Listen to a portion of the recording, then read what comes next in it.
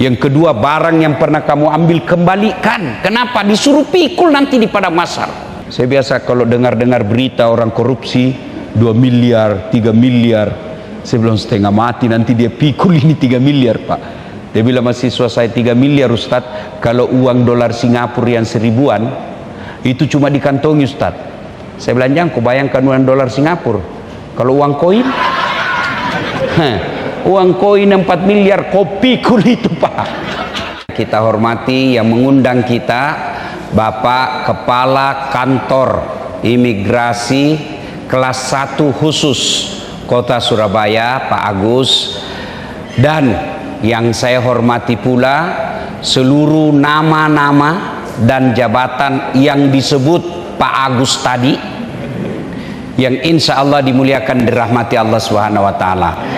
Karena kalau saya sebut lagi satu-satu saya bingung karena saya tidak punya catatannya. Lebih baik cara praktis yang disebut tadi Pak Agus itulah semua juga yang saya hormati. Bapak saudara-saudara sekalian, awal adik-adik yang dibawakan cewek, mau ndak saya kasih iPhone 15? Mau? 1 tera pulsa unlimited. Mau? Oke, mau. Tapi begitu saya kasih langsung tuli. Mana yang mau tadi? Begitu terima langsung tuli. Mau ndak? Nah, ndak mau. Berarti yang mahal itu bukan handphone. Yang mahal itu bukan jaringan. Apa yang mahal? Telinga. Allah kasih gratis, tidak perlu bayar. Hebatnya lagi nih telinga, Bapak Ibu tidak perlu kursus membedakan bunyi. Maka kita ucapkan Alhamdulillah. Jadi bukan telinga yang mahal, bukan seluler yang mahal, bukan jaringan yang mahal. Biar ada jaringanmu, ada handphonemu, tapi tidak bisa mendengar. Halo, hei, rusak lagi nih handphone. Halo, bukan handphone yang rusak. Apa yang rusak? Telinga. Adik-adik, ini ada kamera mahal nih. Mau ndak dikasih ini kamera? Tapi begitu dikasih langsung buta. Berarti yang mahal bukan kamera. Apa yang mahal? Mata. Allah kasih gratis. Dan hebatnya lagi nih mata, Bapak ndak perlu kursus membedakan warna. Hebatnya lagi nih mata, dia bisa bedakan, dia punya sensor pembeda, dia bisa bedakan mana istri, mana sekretaris. Bayangkan kalau tidak bisa dibedakan mana istri, mana tetangga. Kenapa? Lain-lain rasanya ini malam. Ternyata tetangga. Makanya kita ucapkan Alhamdulillah. Masya Allah. Tuan-tuan, Bapak Ibu yang saya muliakan, pasti kenal Ronaldo, Lionel Messi. Itu gajinya Ronaldo, kumpul seluruh pegawai kantor imigrasi se-Indonesia, belum bisa kalah gajinya Ronaldo 1 bulan. Apa dia yang hebat? Bukan. Biar dia punya skill hebat, tapi Allah kasih lutut yang tidak bisa bengkok. Masih bisa main bola kalau lututnya tidak bisa bengkok. Mana bisa orang main bola begini? Berarti yang mahal bukan skill, yang mahal Allah kasih kita kaki yang bisa bengkok. Maka kita ucapkan Alhamdulillah. Masya Allah. Bapak Ibu pernah tidak lihat orang ada kawat di giginya? Zaman saya kecil pagar yang dikawat Pak. Sekarang gigi bisa dikawat Pak. Mahal itu. Saya tanya mahasiswa saya, berapa harganya? 40 juta. Saya bilang, kok kira itu behelmu yang mahal? Biar kau mau pasang besi harga 1 juta, harga 50 juta, harga 100 juta, kalau tidak ada gigimu, apa kau mau kawat? Maka kita ucapkan Alhamdulillahirrabbilalamin. Tolong jawab Pak, tolong jawab. Kali ini saja jawab. Kenapa Bapak bisa hadir di tempat ini? Ayo. Kenapa Bapak bisa hadir di tempat ini? Karena Bapak pegawai. Coba kalau Bapak kepala rumah tangga, pembantu rumah tangga, tidak mungkin sampean duduk di sini. Hebatnya lagi, bertingkat-tingkat itu. Ada yang di depan, ada yang di belakang. Tentu yang di belakang tidak mungkin lebih tinggi pangkatmu daripada yang di depan. Itu semua nikmat dari Allah. Bukan karena kamu sekolah, tapi pemberian dari Allah. Maka kita ucapkan Alhamdulillahi Rabbil Alamin. Ada lagi nikmat yang satu tidak bisa, dan kadang kita lupa. Apa itu? Nikmat persaudaraan, nikmat kerukunan. Mana bisa lagi kita dengar pengajian seperti ini kalau kita sudah tidak aman. Dan salah satu sebab tidak aman kalau kita sudah tidak bersatu. Inilah makna halal bihalal, ukhuwah, persaudaraan. Nah, beberapa hari yang lalu saya suruh anggota saya telepon Pak Agus, kita mau ke Surabaya ceramah di Mall Pakuwon. Bisalah saya hadir di sini. Kalau sedulur-sedulur mengundang saya, biar ada duit belum tentu ada jadwal. Biar Bapak bisa belikan saya tiket, belum tentu saya punya jadwal. Ini saya yang minta supaya dibikinkan acara. Untuk apa? Menghormati Pak Agus, kawan saya dari Sulawesi. Itulah hebatnya ukhuwah. Di sini ada kepala angkatan laut. Biar beliau mau, belum tentu saya ada waktu. Itulah sehingga ada namanya persaudaraan. Penting. Siapa yang banyak temannya, dialah yang hebat. Yang kalau dalam dunia kebirokrasi, kepolisian kah itu, tentara kah itu, ada namanya gerbong. Kalau kamu banyak gerbongmu, gampang naik pangkat. Itu namanya ukhuwah, persaudaraan. Maka kata Nabi, siapa yang mau dipanjangkan umurnya, dimurahkan rezekinya, dan tertolak dari bencana, maka hendaklah dia bersilaturahim. Contoh aplikasi hadis ini. Satu, saya ini Pak tidak banyak duit saya, tapi banyak teman saya. Teman saya yang banyak duitnya. Saya di Makassar hampir tidak laku duit saya. Kemana-mana pasti gratis. Saya ke pasar, baru turun dari mobil, saudara yang teriak, "Assalamualaikum Ustadz." Dalam hatiku aman dan terkendali. Ada yang isi ikan, isi sayur. Berapa Haji? Nggak usah Pak Ustadz. Nggak enak, masih pagi-pagi Haji. Nggak usah Pak Ustadz. Dalam hatiku, memang itu yang kutunggu. Masya Allah. Dua, dimudahkan urusan. Maka ini makna halal bihalal, persaudaraan. Nah, apa yang memutus persaudaraan? Yang biasa merusak persaudaraan kita, misalnya di kantor imigrasi ini, apa yang memutus persaudaraan kita? Satu, perebutan kekuasaan. Mau jadi kepala kantor, mau jadi gubernur, mau jadi bupati, mau jadi presiden, oh bertengkar kita Pak.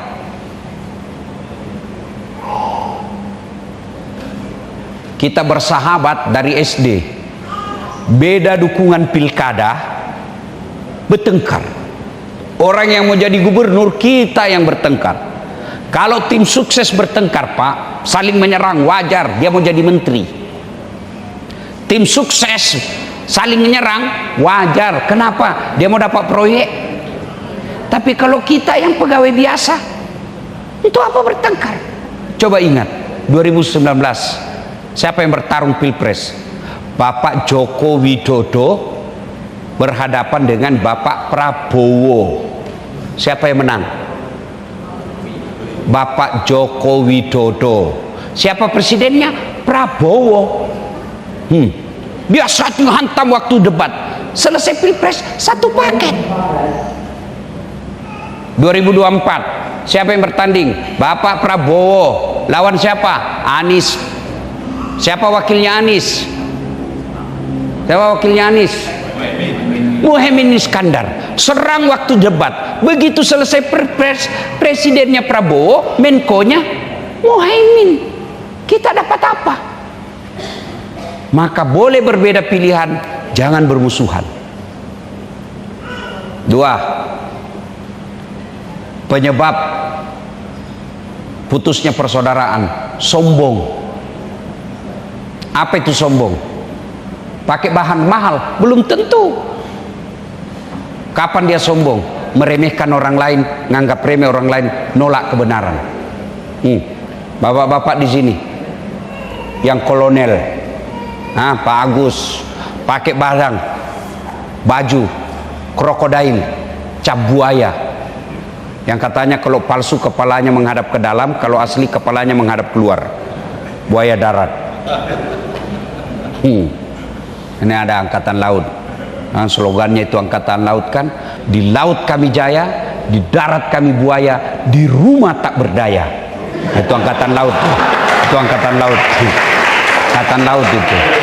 Ya, sama semua kita Pak, sama semua. Di rumah tak berdaya Pak, satu lagu kita semua Pak. Biar Ustadz, tapi kalau orang Bugis tidak takut sama istri Pak. Cuma istrinya lebih berani. Nah, sudah saudara-saudara sekalian. Nah, yang memutus persaudaraan kesombongan. Mau pakai bapak pakai baju krokodil harga 5 juta, silahkan. Sombong, belum tentu itu rezekinya bapak. Tapi kapan bapak sombong? Nganggap remeh orang yang bajunya murah. Dasat, kau tahu ini 5 juta, Ustadz, tidak bisa kau beli begini. Sombong. Bapak pakai sendal harga mahal, silahkan. Itu rezekinya bapak, Allah kasih. Tidak semua orang pakai. Kapan bapak sombong? Meremehkan yang palsu. Itu sombong. Apa yang mensombongkan dengan jabatan ini? Pak Agus mau sombong. Tergantung pimpinan Pak. Tiba-tiba mutasi non-job. Wabillahi taufiq wal hidayah. Apa yang kita mau sombongkan dengan jabatan ini? Oke lah, Bapak disenang sama menteri, disenang bahkan sampai tingkat menteri. Tapi ada batasnya. Apa batasnya? Pensiun. Biar hebat bagaimana pensiun keluar Pak. Bapak nih angkatan laut mau sombong, ada batasnya Pak. Pensiun. Begitu pensiun bapak mau pakai tongkat komando lewat-lewat, orang bilang oh kasihan, sudah sakit itu bapak itu. Apa yang kita mau sombongkan dengan jabatan ini Pak? Ada anggota DPR mau sombong, aduh 5 tahun bos, kalau terpilih lagi alhamdulillah. Tidak terpilih rakyat biasa.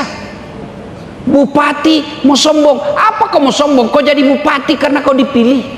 Heran saya ini kepala daerah, waktu mau dipilih datang, nggih sedulur, kalau bukan sampean matilah saya ini Pak, tolong pilih saya. Begitu terpilih, sombong. Kamu apa? Kau jadi bupati karena kau dipilih. 10 tahun, mau 3 periode, enggak mungkin. Kepala kantor aja tidak boleh sombong, apalagi cleaning service. Maka jangan sombong gara-gara jabatan. Jabatan yang ada ini titipan. Maka paling hebat sudah kepala kantor santun lagi ngomong, sudah kepala kantor rendah hati lagi, orang paling senang. Kalau kita pindah semua orang menangis dan merasa kehilangan. Tapi kalau ke petantang petenteng sombong, orang Pak masih di situ, panas kursi Pak. Kenapa? Satu kantor doakan kita pindah. Mudah-mudahan pindah, mudah-mudahan pindah. Begitu kita pindah, pensiun, tidak ada yang mau lihat kita. Yang ketiga, penyebab putusnya silaturahmi, satu tadi, ya, sombong. Yang berikutnya lagi, sakwa sangka. Teman kita, sama-sama kita kepala kantor di Surabaya, tiba-tiba mutasi ke Jakarta, lewat, sombong betul, tidak menyapa. Bukan sombong Pak, baru operasi mata, dia tidak lihat. Sakwa sangka itu bisa meretak persaudaraan kita Pak.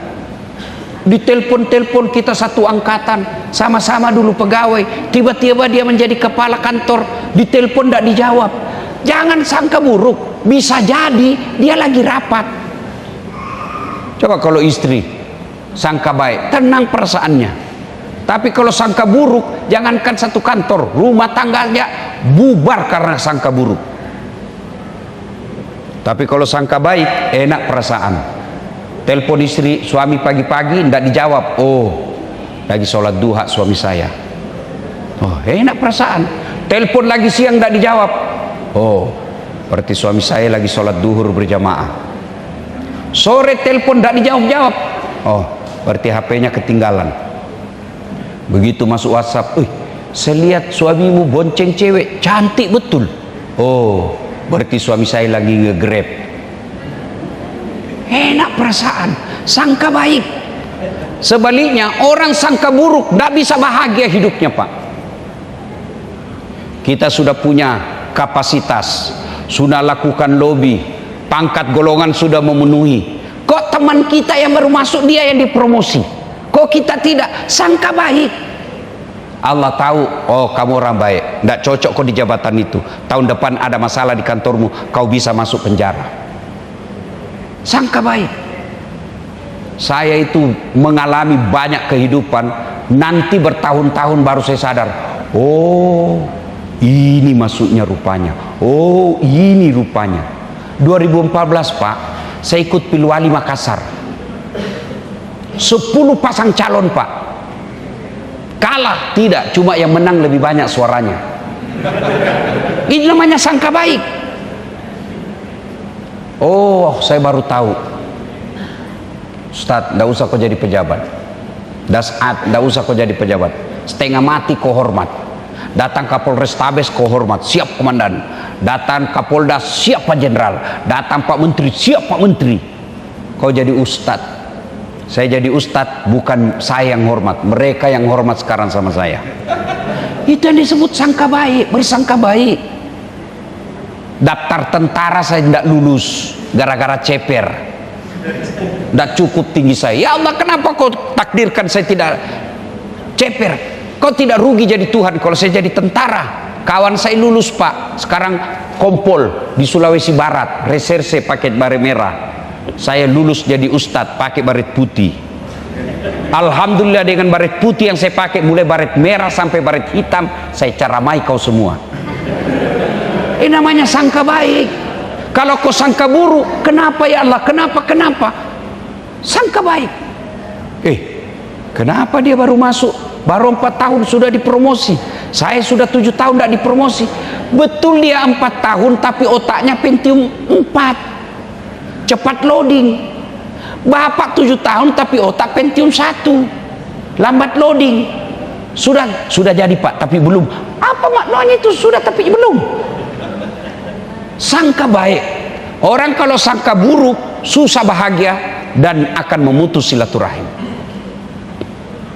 Ada orang Pak suami istri 6 tahun belum punya anak. Di tahun ke-6 dia datanglah ke dokter kandungan, periksa. Alhamdulillah ibu sudah terlambat 2 bulan.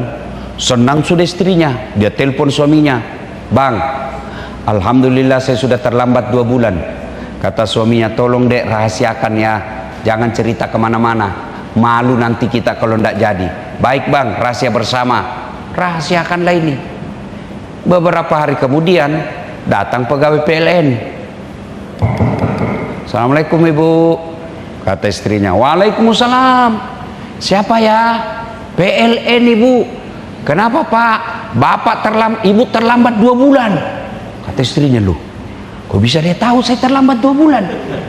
Langsung dia curiga sama suaminya, isi gendut lagi ini, sudah rahasia bersama kok dia bisa bocorkan. Datang suaminya cari nafkah. "Assalamualaikum sayang." "Apa sayang? Kau pembohong." "Kenapa lagi sayang?" "Apa sayang kau pembohong? Kenapa PLN tahu? Ini kan rahasia bersama, hanya kita berdua yang tahu, pasti kamu yang bocorkan." Kata suaminya, "Demi Allah bukan saya." "Kenapa PLN tahu?" Marah suaminya, dia ke PLN. "Hei, ada apa kau tahu istri saya terlambat 2 bulan?" "Ada catatannya pak." "Antu apa kau catat-catat? Hapus itu." "Boleh dihapus pak, tapi bapak harus bayar dulu."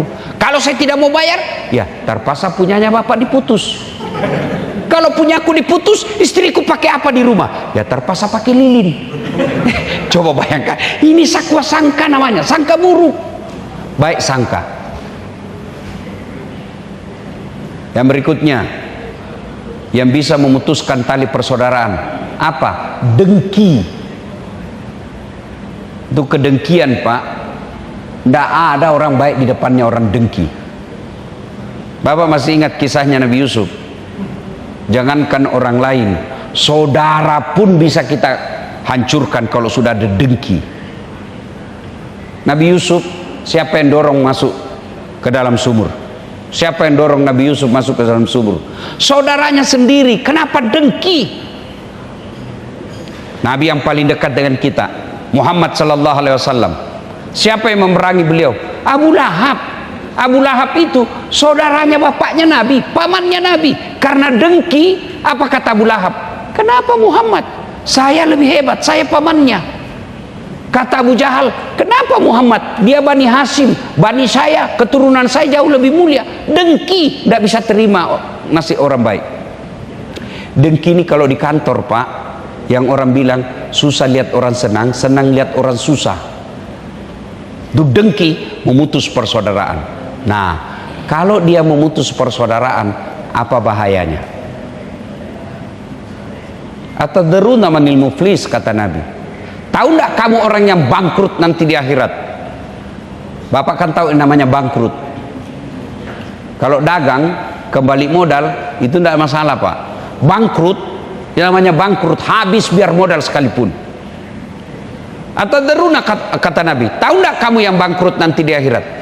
Yang tidak puasa ya Rasul, dia puasa. Yang tidak sholat ya Rasul, dia sholat. Yang tidak zakat ya Rasul, dia zakat. Yang tidak haji padahal mampu, dia haji. Kalau begitu siapa yang bangkrut ya Rasul? Kata Nabi, jarusu wa khati'ur rahim, tetangga yang jahat sama tetangganya dan yang memutuskan tali persaudaraan. Sahabat bertanya, kenapa dia bisa bangkrut? Dia kan sholat, dia puasa, dia haji, dia zakat. Kata Nabi, betul, hablum minallahnya baik, hablum minan nasnya rusak. Ketika di akhirat kelak, dia setor puasanya. Ya Allah, ini puasaku. Datang teman kantornya, tunggu dulu, saya pernah difitnah, katanya mobilku hasil korupsi. Gara-gara fitnahnya saya dimutasi non job. Yang tadinya kepala bagian sekarang menjadi staf ahli, ahli yang tidak ada stafnya. Saya minta keadilan ya Allah. Allah katakan, ya sudah, ambil sholatnya. Habis sholatnya 30 tahun, Pak. Datang lagi temannya, saya pernah ini salat saya. Kata lagi temannya, tunggu dulu, saya juga pernah difitnah. Anakku katanya anak perselingkuhan. Gara-gara fitnahnya saya tinggalkan kantor, minta pensiun dini. Malu saya satu kantor gara-gara fitnahnya dia.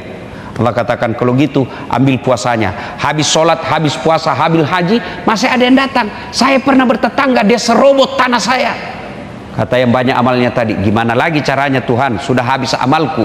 Kata Allah, supaya adil, ambil dosanya orang yang pernah kau sakiti. Amalnya habis, bayar dosanya ke orang lain, sementara orang lain masuk dosanya ke dirinya. Itulah yang disebut oleh Nabi bangkrut. Maka inilah pentingnya kita berhalal bihalal. Satu kantor bisa jadi pernah kita dengki, pernah kita sakiti orang, maka kita minta maaf. Bagaimana cara minta maafnya? Ini yang banyak keliru. Minta maaf kita melalui grup WhatsApp. Minal aidin wal faizin, mohon maaf lahir dan batin. Taqabbalallahu minna wa minkum, sengaja tidak disengaja. Hehehe. Enggak begitu caranya. Bagaimana cara berhalal bihalal? Satu, jabat tangannya. Nah, sudah jabat tangan, syarat berikutnya pandang matanya. Biasanya kita, Pak, jabat tangan tidak adab. Oh iya, orang jabat tangan itu pandang matanya. Ketiga, senyum, itu syariat agama. Jabat tangan, pandang matanya, senyum. Jangan kita jabat tangan sambil menelpon. Oh iya, itu tidak adab itu. Yang keempat, ini yang agak susah, sebut judulnya dosa. Minta hantar sama kepala kantor, Pak Agus, Pak, maafkan saya. Nah, itu syarat pertama. Syarat berikutnya, kenapa dek pernah hilang laptop di ruangan? Oh iya, setengah mati saya cari. Minta maaf Pak, saya hilap, saya ngambil. Syarat berikutnya, kembalikan laptop. selama barang kantor tidak dikembalikan, selama itu maaf tidak dikabulkan Allah. Maka yang pernah ngambil-ngambil barang-barang kantor, besok kembalikan. Sudah ditulis inventaris kantor imigrasi kelas 1 khusus Surabaya, ada di rumah. Biasanya ini kalau perpindahan kepala kantor, gorden hilang, padahal gorden tidak bisa lari tuh. Gorden hilang, piring hilang. Itu kalau ada kejadian seperti itu kembalikan, Pak.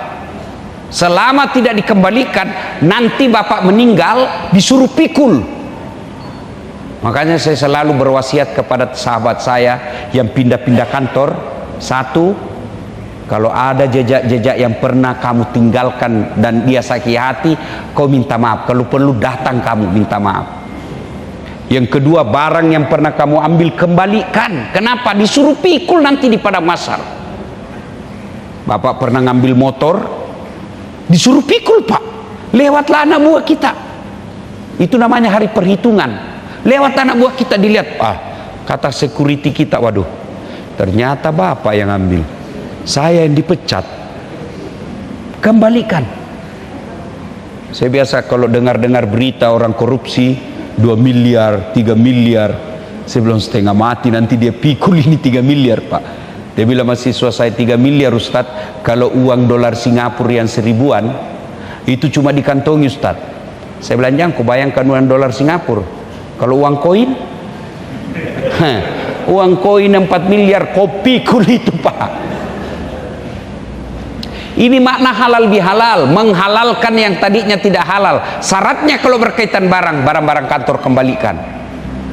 Mungkin ada anak kita yang tulis skripsi, ambil kertas di kantor 2 rim, kembalikan. Kantor dia renovasi, bapak ambil atapnya, ambil dindingnya, ambil semennya, ambil tegelnya yang bekas, tidak boleh diambil, kembalikan. Kalau tidak, meninggal dunia, semua barang-barang kantor pasti disuruh pikul. Ini juga bapak kalau masih percaya pasti mati. Kalau tidak percaya lagi pasti mati, Anda usah diamalkan ini. Ini hanya untuk peringatan orang-orang beriman. Nah, yuk apa saudara-saudara. Nah, satu, halal bihalal. Yang kedua, cara menyambungkan silaturahmi, sedekah. Tidak ada sudah kalah paling efektif itu sedekah. Pak Agus marah-marah sama anak buahnya, selesai marah, ini dek, ini ada pembeli pulsa. Langsung dia bilang, tidak apa-apa Pak, kalau bisa bapak marah lagi besok. Sedekah. Ini yang jadi masalah, kita kasar ngomong lalu malah sedekah. Paling efektif itu menyambungkan silaturahmi, sedekah. Coba tanya itu anak buah kita yang dalam ruangan ini, bapak senang, itu hebatnya itu kekuatan sedekah. Orang semua senang, Pak. Sebaliknya tidak ada senang itu orang pelit. Tidak ada orang bangkrut gara-gara dermawan. Bahkan bapak kalau mau mudah pangkat karirnya, berdermalah, sedekah. Ini bapak saudara-saudara sekalian. Dan pada akhirnya halal bihalal ini tidak ada faedah yang kita dapat kecuali berhambur-hambur kalau tidak ada di antara kita saling memaafkan. Wa'tasimu bihablillahi jami'a wa la tafarraqu. Berpegang teguhlah engkau kepada tali persaudaraan agama Allah dan janganlah engkau bercerai-berai. Bahkan Nabi katakan dalam hadisnya, umatku itu seperti badan ini. Apabila satu sakit, yang lain ikut merasakan. Coba lihat Pak, tangan kanan gatal tanpa diundang kiri yang garuk. Tangan kiri yang gatal tanpa disuruh kanan yang garuk. Gatal dua-duanya kerjasama. Anak muda jalan malam-malam, tahan tuh kakinya. Kaki yang tahan tuh, seluruh badan ikut merasakan. Pertama kaki tahan tuh, apa yang pertama bereaksi? Mulut. Aduh. Padahal kaki yang tahan tuh, mulut dulu yang tahan tuh bereaksi. Berikutnya apa yang bereaksi? Mata mencari. Berikutnya apa? Mulut yang bereaksi, dia tiup. Berikutnya apa? Tangan yang mengusap.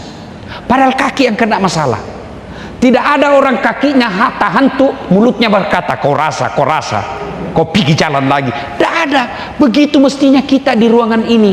Ada angkatan laut, ada angkatan darat, ada angkatan udara, ada kepala imigrasi, ada kepala bandara. Mereka berbeda, kita berbeda, tapi kita satu, Pak.